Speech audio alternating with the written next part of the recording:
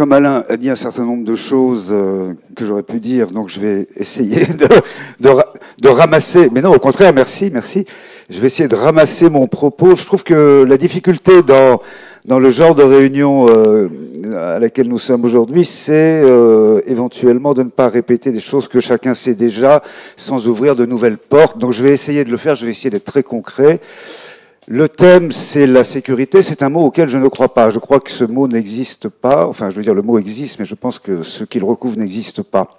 Je pense que cette affaire dont on parle tout le temps, c'est simplement une façon de, comment dirais-je, d'équilibrer subtilement les conditions de la vie, les conditions de la relation à l'autre, etc. Mais la sécurité en soi, c'est un concept totalement mensonger. Je veux dire, la sécurité, ça n'existe pas.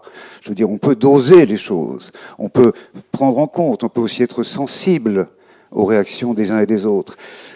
Mais on ne peut pas standardiser ce genre de choses. Et c'est bien la question philosophique là, qui se pose à nous, c'est de savoir de quel point de vue on regarde les choses.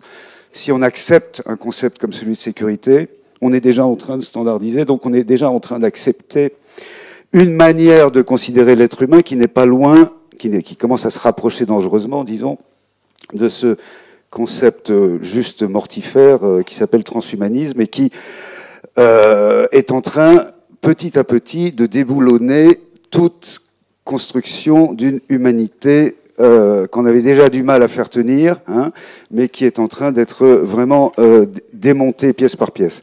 L'être humain, c'est quelque chose de fragile, c'est quelque chose qui se construit, c'est quelque chose dans lequel la connaissance est importante, mais la sensibilité et les émotions également.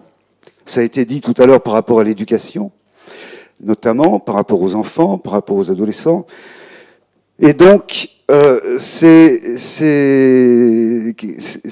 une, comment dirais-je, une construction qui se fait avec des idées, avec des mots et avec des symboles, comme disait Alain à l'instant, et qui ne peut pas se quantifier, comme le dit très souvent Roland Gori, qui ne peut absolument pas se quantifier, et qui donc échappe aux manières de faire de ce qu'on appelle le néolibéralisme, qui tente à utiliser, comme ça a été dit maintes fois, les êtres comme des instruments à son profit, et non pas au profit d'une élévation commune, ce qui est strictement le but de l'art.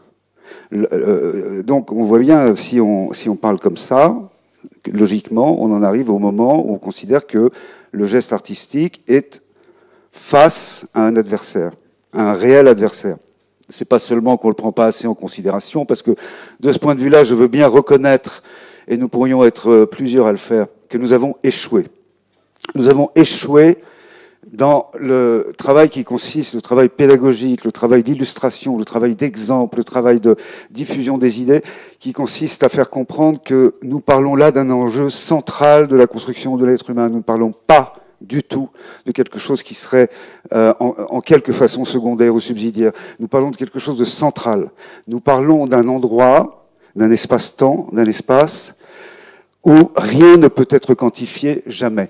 Et si jamais nous le faisions, et ça arrive très souvent, hein, qu'on parle d'art en parlant de marché, qu'on parle de prix des œuvres, qu'on parle de quantité de public, qu'on parle de nombre de prestations, de représentations, etc. Mais chaque fois qu'on fait ça, on est à côté du sujet. Chaque fois qu'on fait ça, on ne parle pas réellement de la force du geste artistique, qui est une force symbolique, et qui donc n'est pas une force quantitative à aucun endroit.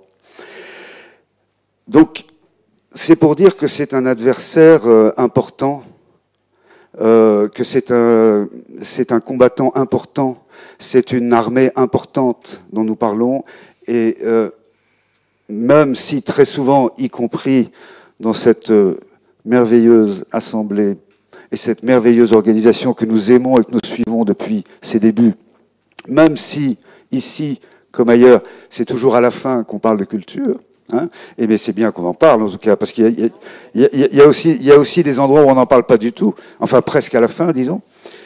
Mais on voit bien qu'on n'a pas encore réussi, et moi je nous donne quelques comment dirais-je, je pense que nous avons quelques justifications parce que c'est vraiment très difficile de diffuser des idées dans le système marchand dans lequel nous sommes, notamment pour les revues. Hein, donc moi, je m'occupe d'une revue que nous avons créée il y a 21 ans, qui s'appelle Cassandre au début, ensuite Cassandre hors champ, et qui aujourd'hui a créé un site qui s'appelle L'Insatiable. L'Insatiable.org, c'est donc un journal en ligne qui va essayer de continuer le travail, alors que nous avons perdu aujourd'hui 90% de notre subvention de la région Île-de-France, comme vous pouvez aisément l'imaginer, puisque vous savez comment le changement politique s'est produit. Changement politique largement favorisé par nos gouvernants actuels, mais on ne va pas s'embarquer dans cette discussion que tout le monde, je pense, dont tout le monde comprend bien les enjeux.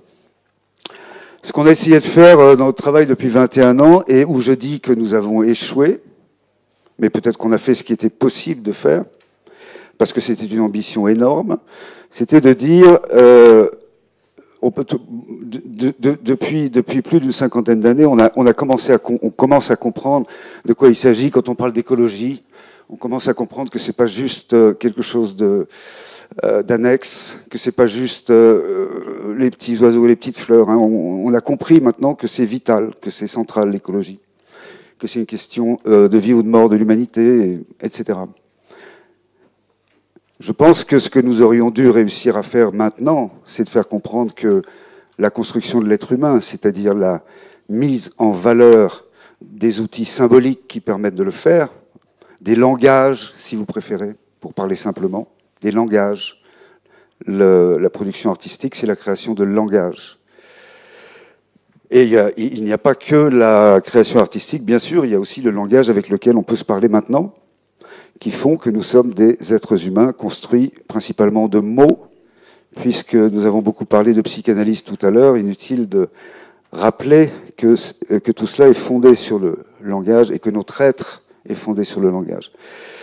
Donc ce sont des choses qui sont absolument hors quantité, ce sont des choses qui, je le redis, s'opposent complètement et sont vraiment des adversaires, et peut-être moi je dirais les derniers bastions de la résistance absolue au néolibéralisme. C'est l'endroit où la gratuité pure montre sa valeur et son importance.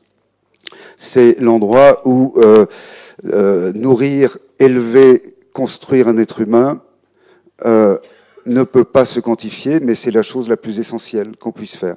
Et l'art ne parle que de ça. Le geste artistique ne parle que de ça. Donc si nous avions réussi à faire entendre ça, ce que nous n'avons pas réussi à faire, nous serions exactement aujourd'hui dans la même ambiguïté que nous sommes avec l'écologie, c'est-à-dire que tout le monde en parle, tout le monde sait à peu près de quoi il s'agit, et ceux qui n'ont aucun intérêt à la défendre sont aussi obligés d'en tenir compte. Tout le monde est obligé d'en tenir compte, ça fait partie du langage commun. Mais lorsqu'on parle de culture, et je termine puisqu'il me reste 2 minutes 37 secondes, 36, puisque c'est une question sémantique, puisque c'est une question de la façon dont les mots résonnent dans nos esprits et ensuite peuvent nous permettre ou non d'agir ensemble, je dirais qu'une de nos grandes difficultés, c'est le mot culture lui-même. Le mot culture lui-même a pris en France, avec les siècles, avec la situation politique, historique dans laquelle peu à peu nous sommes entrés, mais je parle depuis au moins les monarchies, hein, la manière dont tout ça a sans arrêt fabriqué de l'élitisme, à partir d'inspiration populaire à 90%, d'ailleurs je ne vois pas comment ça pourrait se faire autrement. Le mot culture a fini par parler de choses tout à fait différentes de ce dont nous parlons. Nous, quand nous allons essayer de comprendre à quoi ça sert le geste artistique, nous allons voir ce qui se passe dans un hôpital psychiatrique, dans une prison, dans un quartier difficile, etc., etc. Et même parfois, on va dans des lieux qui sont faits pour ça, mais le moins souvent possible, parce que c'est pas là que ça se passe, parce que c'est pas là que ça s'invente, parce que c'est pas là que, confronté à une difficulté, il y a une obligation de fabriquer un langage, parce que si ce langage n'était pas là, l'art ne remplirait pas son rôle, ne servirait à rien, et d'autres qu'à produire, comme le disait Alain tout à l'heure, du divertissement, c'est-à-dire rien. Si nous parlons de ça et que nous disons que nous défendons la culture, personne ne comprend de quoi on parle, parce que, regardez, si dans la salle, il y avait une partie de la salle qui soit composée d'ouvriers et une autre partie de la salle qui soit composée de professeurs agrégés, il est bien évident que le mot culture n'a pas le même sens pour les deux, dans les deux cas. Il est bien évident que certains pensent qu'ils font partie de cet univers et d'autres pensent qu'ils en sont exclus. Donc ce n'est pas ça dont nous parlons. Et moi je dis que nous ne parlons pas de culture, nous parlons d'autre chose, de bien plus profond, bien plus important, bien plus central. Donc je n'ai pas encore trouvé le terme. Vous savez, le mot écologie, hein, à un moment donné, il ne faisait pas partie du langage courant. C'était un langage, c'était un mot savant, le mot écologie, avant René Dumont et ses équipes. Et bien aujourd'hui, nous n'avons pas trouvé le mot.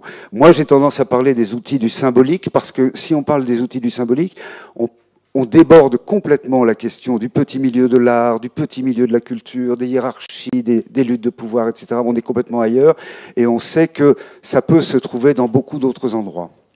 Donc je parle des outils du symbolique, en espérant être compris quand je le fais, parce que ça peut aussi ouvrir sur de nouveaux débats que nous n'allons pas ouvrir maintenant, car il ne me reste plus que 2 secondes, donc je te rends le micro. Merci Nicolas.